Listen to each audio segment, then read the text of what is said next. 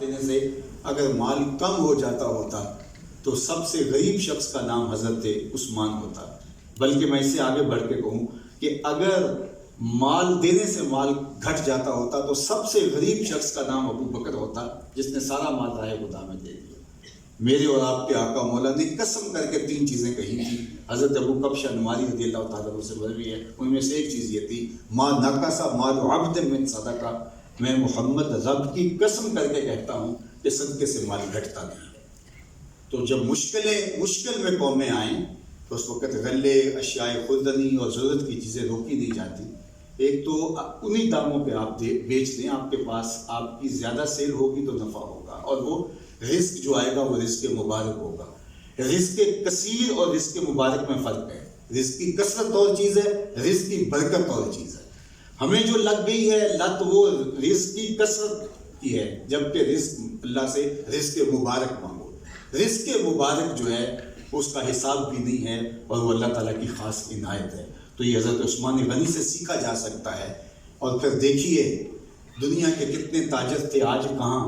مدینہ المنورہ کے آج بھی جائیں خیریہ میں حضرت عثمان غنی رضی اللہ تعالیٰ عنہ کے اکاؤنٹ سے آج بھی ان کو پیسے مل رہے ہیں۔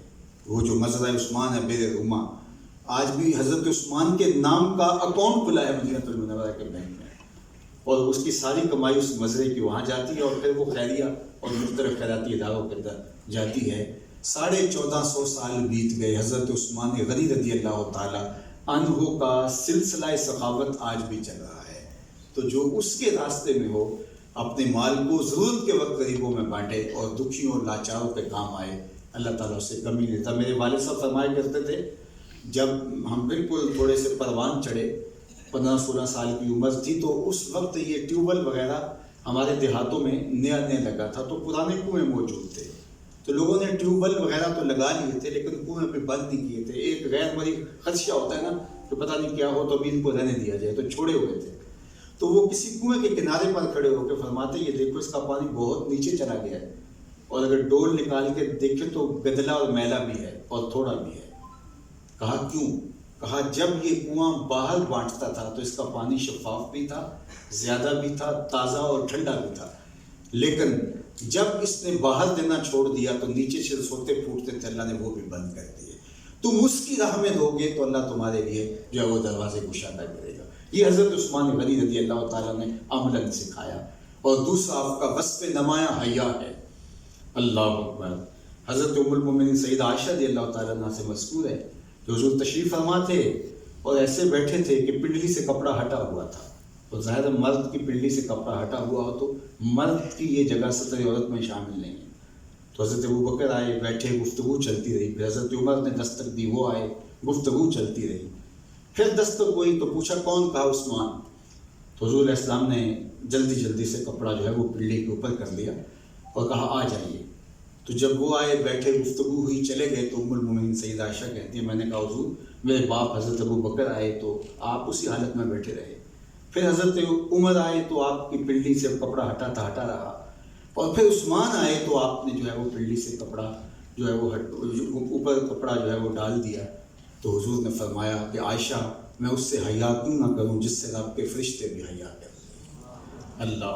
اور میرے خود حضور کی عادت کریمہ، کان رسول اللہ صلی اللہ علیہ وآلہ وسلم اشد حیاء من العذراء فی خدرها، جس تک کنواری لڑکی پردے میں سمٹی ہوئی حیادار ہوتی ہے، حضور اس سے بھی زیادہ حیادار تھے مرد ہونے کے باوجود۔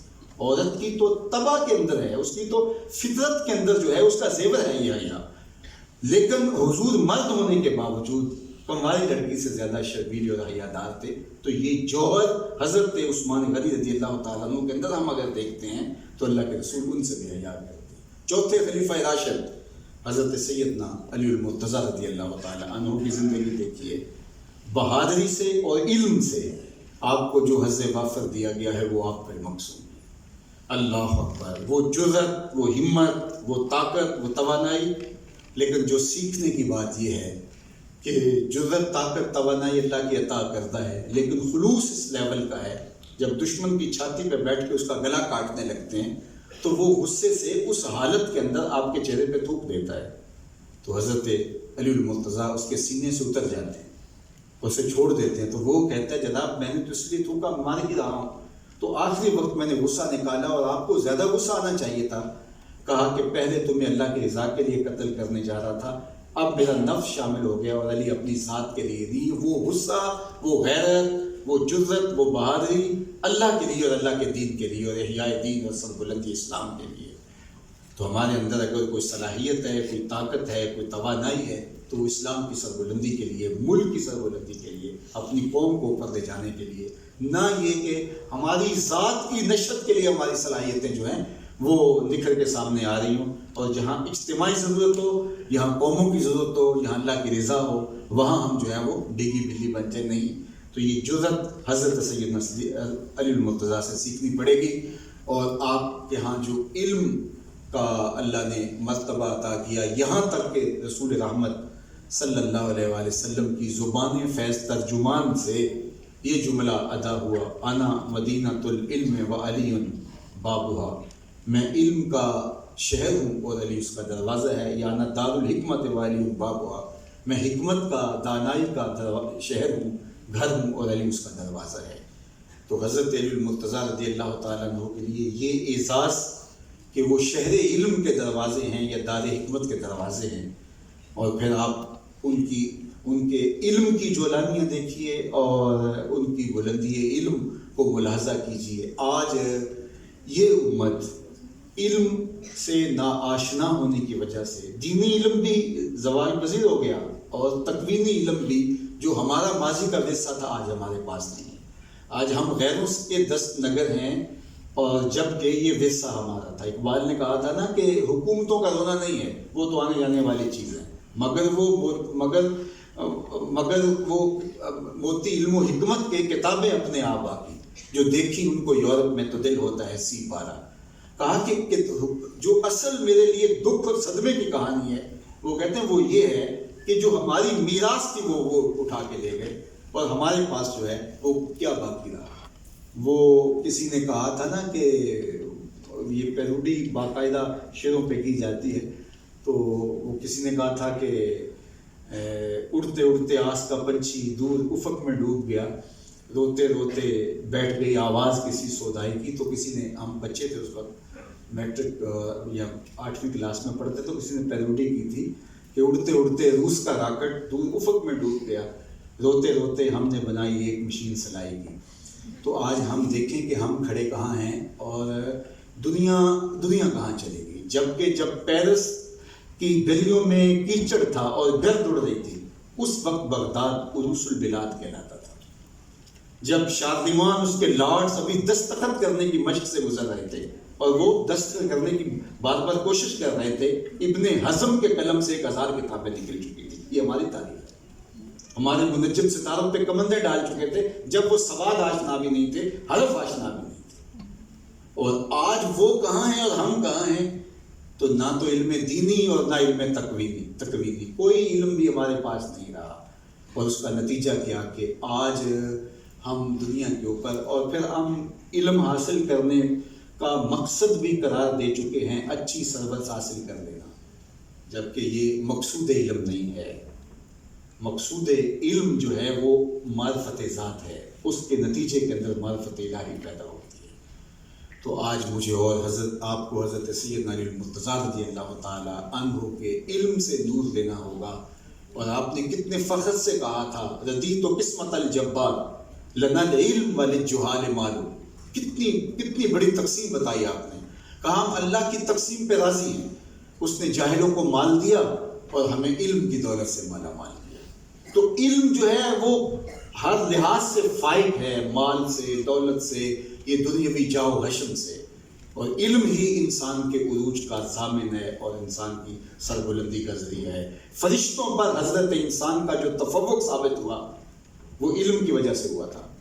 فرشتے رکوع بھی زیادہ کرتے تھے، سجدے بھی زیادہ کرتے تھے، انہوں نے کہا بھی نحن نسبح بحمدک ونقدس لک، مالک اس کو کیوں خلیفہ بنا رہا ہے؟ تقدیس ترانے ہم پڑھتے ہیں، تیرے نام کے وظیفے ہم پڑھتے ہیں، سجدے ہمارے اندر گناہ ہے ہی نہیں، تو خلیفہ اسے کیوں بنا رہا ہے؟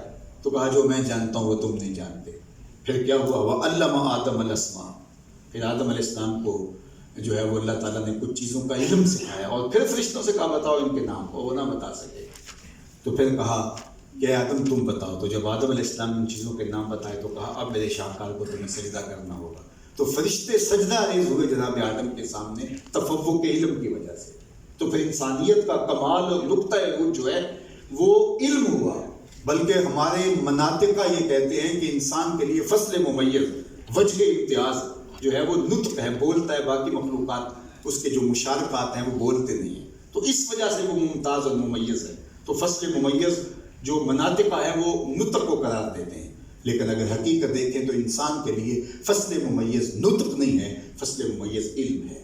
علم کی وجہ سے وہ باقی مشارکات سے ممتاز ہو جاتا ہے، حتیٰ کہ وہ کتا جو سیکھ جائے اس کا شکار اور جو کتا نہیں سیکھا ہوا اس کا شکار، دونوں میں فرق ہے۔ وہ شکار کر کے لایا تو مزدار ہے، اور جو کتا سکھایا گیا ہے اس کا شکار جو ہے وہ حلال اور طیب اور طاہر قرار پائے گا۔ یا کتا سیکھ جائے تو وہ کتوں سے ممتاز ہو جاتا ہے، تو انسان سیکھ جائے تو اس کا مرتبہ کیا ہوگا۔ تو اس لیے حضرت علم مرتضیٰ نے فرمایا ہم اس پہ راضی ہیں بالکل، لنا العلم وللجہال مال، جاہلوں کے پاس مال ہے تو کوئی بات نہیں، ہمارے پاس علم دولت ہے، اور یہ ہمارے لیے باعث افتخار ہے۔